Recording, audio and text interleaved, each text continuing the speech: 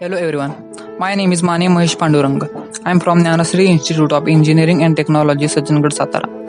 I am studying in third year B.Tech, Department of Electronics and Telecommunication Engineering. My project is automatic solar panel. Now, we all know that when sun rays are falling perpendicular to the solar panel, then and only then it produces maximum energy. Hence, I was done this project to acquire maximum solar energy and produces maximum electrical energy. Sun moves from east to west.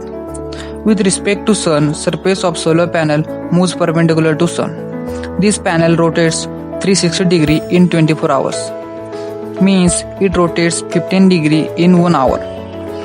Its running time is 0.5 second and its delay time is 59 minutes and 59.5 seconds per hour.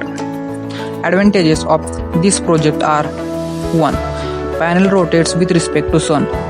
2. No sensors are used. Less components are used, hence it requires low cost. 3. Circuit is simple, hence low maintenance and error finding is easy.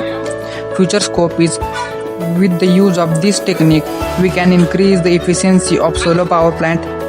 Thank you.